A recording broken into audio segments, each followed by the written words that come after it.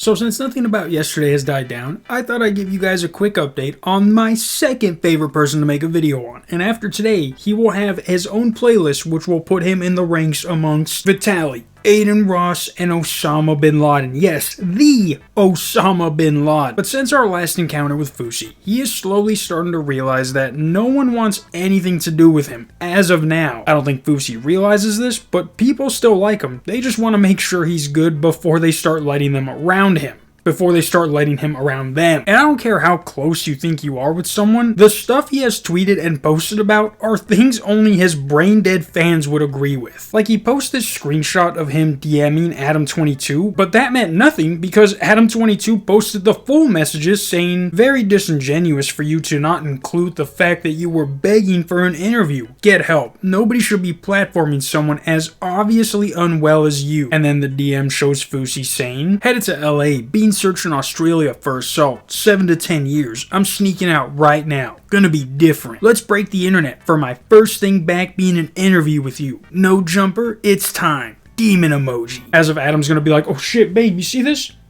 Demon face. Hey, dude who's fucking babe. Look, the demon face." And then the next screenshot is what Fousey posted where Adam says, "I'ma be real. I wouldn't feel right platforming you right now. You gotta get your shit together, man. A lot of clips I've been seeing are scary." And then Fousey is like, "You're wild. You out of everyone should know I know exactly what I'm doing. And I was hoping you would give me a chance to explain myself. But I guess you want to be a slave and politically correct. Can I at least F your B?" And then Adam says, "I'd rather eat a plate of shit. You need to get in contact with Allah or something, you fucking kook." And then because Fousey can't let someone have the last word, he posts a minute-long video where he ends it by challenging Adam to a one-on-one death match. "And if you want to talk like you're talking online, Adam, I know the address to your studio. Tell all your workers to go home. Tell all your security to go home. Just have your wife there, have her naked sitting there. Drop the Addy, I'll be there. Tell me the time, and no one gets to leave until one of the others can't." Now what bothers me the most is that he still thinks wearing that face mask that looks like a Yeti's nutsack is intimidating. But that was his last post for the night. He then wakes up with a 4-minute video, which is hilarious when played at 2 times speed. Every single millisecond matters. Right now in my life, this has happened many times, and alhamdulillah, although I left him, I never left Islam. Every single thing that is happening is meant to happen, and it's making what I'm trying to accomplish even bigger than I thought. My dream keeps getting bigger and bigger. Look at everything that happened in the last week, guys. I fired people, I screamed, I yelled, I shut down Sydney for a night, I released a song, and every single fuck up, and every single good decision, and every single person around me has been saying me things and making eye contact with me, because God is speaking through them. But now it is really starting to set in that no one is going to be on his side. So he hats Kai Cenat saying he's the only one that can help. "Dear Kai Cenat, now that we might be best friends, I need you to check your messages, please. I don't trust anyone around me right now. You're my only help. Please, G7 is on the line. No one can save it but you. And me and God, of course." Can't forget the dynamic duo, the gruesome twosome. KK, I'll wait for your message. Love, G7, 8, 9, 10, 11, 12, 13, 14, 15, 16, 17, 18, 19, 20 president. Now, where the fuck he got the idea that him and Kai might even be friends is probably one of the biggest unsolved mysteries to date. Kai is literally doing his own thing with this Mafia-thon, which is going great, I hear. But the fact that you think he'd bring you on just to have you rant about the dumbest shit imaginable for who knows how long just proves that you need more help than what can be given to you. Like this dude said, "Let me hit up the biggest streamer in the world right now to leech off his fame. No questions asked. No one's gonna find that suspicious." As of now, his most recent posts are of, I'm assuming, him arriving back in LA being questioned by police. How do you say your last name? I don't need to tell you. Well, you can read it. Pronounce it yourself. You're so bored right now. You're smiling at me. You have nothing else to do. Okay. This is the most fun you're going to have in the next month. So go ahead and harass me. Take me to the back room, interview me, and let me go. I'm tired of you guys' bullshit. This happens in every city I go to. I'm just asking a simple question. Google me. Okay.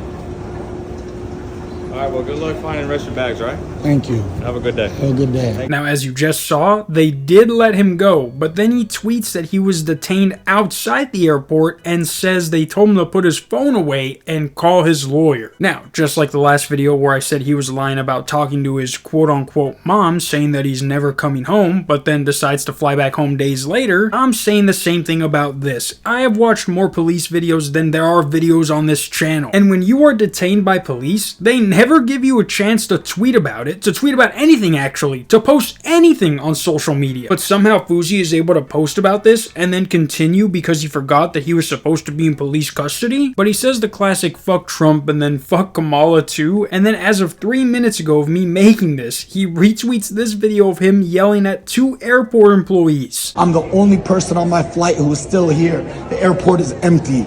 You're Muslim, they're harassing me. I'm telling you that. Look, they look through every bag hoping they find something. They're not. But I told you the story, sir. Absolutely. Mine wasn't random. I understand your frustrations too. Tweedledee and Tweedledum, we're bored. Damn, I hope your wife, oh, you don't have a wife. I hope you get fucked one day so you're not this mad for the rest of your life. And I hope that man over there sucks your dick properly. I'm telling you, when you're taking a piss tonight, all you're gonna hear is my voice as your dick shrivels up and becomes 2 inches. And you realize, fuck, he was right. I'm not a man. He was. Now, I don't understand how he thought this clip would work in his favor, but I think it's time to let this guy crash out like he did in his hotel room and let the proper people deal with him, because I don't know how many times we have to say this, but he needs help. Like, as I'm editing this, he posts another video of him threatening the police. The only reason I'm being polite and not saying anything, because I could really ruin your day with what I have to say to you, is because I know if I do, you're going to arrest me and I'm going to miss my $1 million meeting that I'm going to. So I'm going to do you a favor and keep my mouth shut. What are we doing, bruh? What are we doing, Doc? Threatening the police? What are we doing here? Like, he can say he knows what he's doing and that this is all for his album promotion. Hey, it might be. I highly doubt it. But even if it was, he's taken everything so far that his music is the last thing we're worried about. I think there was even text posted between him and his mom where she says, "You're not a rapper." And it's like, listen to your mom, dog. Please. Until he does, though, I will see you guys tomorrow with another fousey video.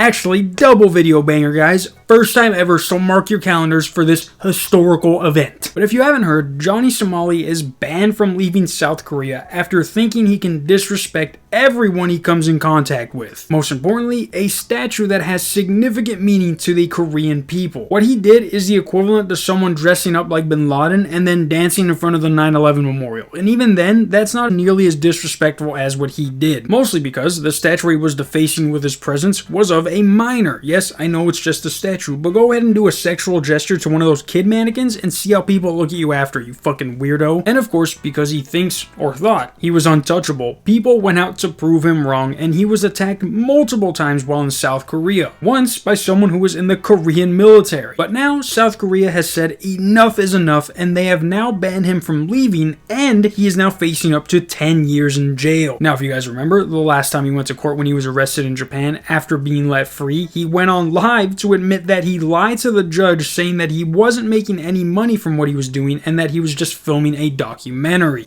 Troy, you know what I told the detective? Troy, I said I do this because I like to film myself for my own documentary. Well, now I wonder what his excuse is going to be this time, because I am 100% sure they are going to use that against him when he goes to trial this time. And if South Korea was smart, they won't just ban him from their country like Japan did and have him actually serve jail time. Yeah, when he gets out, he's going to be like, yeah, that was me going viral. That's a possible 10 years from now, and everyone will have forgotten about him by then. But yeah, guys, fousey and Johnny Somali need to stay off the internet because it is much better without them. Until Friday, because the Bengals play tomorrow. Peace.